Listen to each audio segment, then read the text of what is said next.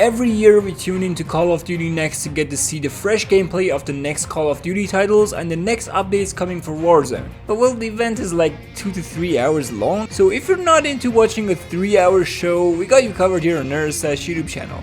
With the top 10 big announcements you might have missed in Black Ops 7's COD Next 2025. At the very bottom of the list we have the brand new, come on, who am I kidding? It's not that new. Warzone Resurgence map called the Haven's Hollow. This map is a combination of Liberty Falls, Shattered Vale, and a big part of the Reckoning with expanded areas and a few new point of interest. The map is announced to be a little bit larger than Rebirth Island, but not as big as Fortune's Keep, so it should have less than 60 players per match. The map also arrives in Season 1 with a massive update for Warzone that changes the UI and adds all the Black Ops 7 operators and weapons to the party. Omni movement is way slower this year. Yep, you heard me right. The movement speed showcased in the gameplay of Black Ops 7 is more on par with the old Call of Duty titles like Black Ops 2, with well-optimized maps so that you don't get into action in less than a second.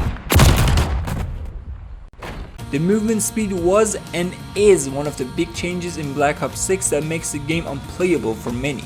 And this reduction of movement speed actually sounds nice. Speaking of movement, Treyarch did tell us about the wall jumps in the past couple of weeks, but what they didn't mention was the chain wall jumping movement mechanic. You can chain up to 3 jumps in each run, allowing for more reach and longer verticality on certain parts of the map. However, the one thing that concerns me is that spamming the jump button while trying to jump shot your opponent might result into an unwanted wall jump that mess with your aim. It's like the unwanted vault over the obstacles we have had in Call of Duty in the past titles. But while we can actually fix that in the settings right now in Black Ops 6, I'm super curious to see if there are any specific options to limit the wall jumping. Nuketown is coming back. It's no surprise that Nuketown is making a return in another Call of Duty Black Ops title, but it's actually the futuristic version of the map, making it a blast from the past for the OG Black Ops 2 fans. However, the map will join the party a bit later after the release of the game, which is on November 14, 2025. So late November is a safe bet. Speaking of maps, Black Ops 7 Beta starting on October 2 will feature 6 maps: Toshin, Blackheart, Cortex, The Forge, Imprint, and Exposure, alongside the one and only survival zombies map, Vanderon Farm. In list of the fresh info on Call of Duty Black Ops 7 content, the developers at Treyarch have confirmed that there will be 3 new zombies maps joining the game in Season 1. Now hold up.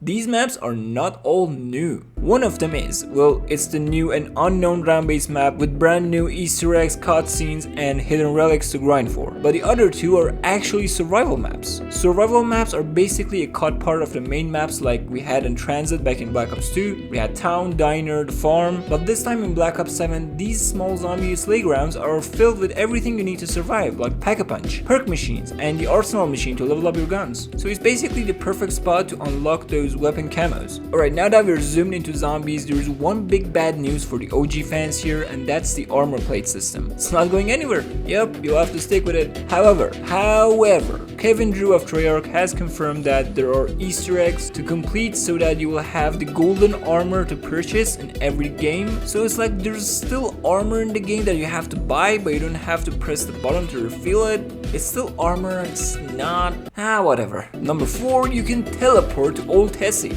Well, I have to admit, I'm kinda disappointed that the transit bus is not on this map, but we've got Old Tessie, the 5th member of the group that you can upgrade and turn into a wonder vehicle. The car has laser beaming Mega Abomination heads on front and Wunderwaffe DG2 on top, but did you know that you can teleport to Old Tessie? The garage for this vehicle is in the middle area of the ashes of the damn map. Down below there is a teleport device which you can enter and pop up in the car wherever it is on the map. This is a big change in comparison to Transit's bus, where if you missed a stop, you had to wait for Ted to go full circle around the map. Back on the multiplayer, did you know that you can earn perks instead of score streaks? Wildcards have become the main part of the Black Ops title since Black Ops 3. And in Black Ops 7 you will find a new one called the Specialist. This will allow you to earn perks as you get kills and progress through the game, so that you will have an arsenal of like all the perks at the end of the match. This is a game changer. And speaking of game changers, there's a new thing for all the equipment such as score streaks, tacticals, and lethals in Black Ops 7 called the overclock system. This allows for the equipment to have an additional feature like the scout pulse kinda turns into a personal advanced UAV.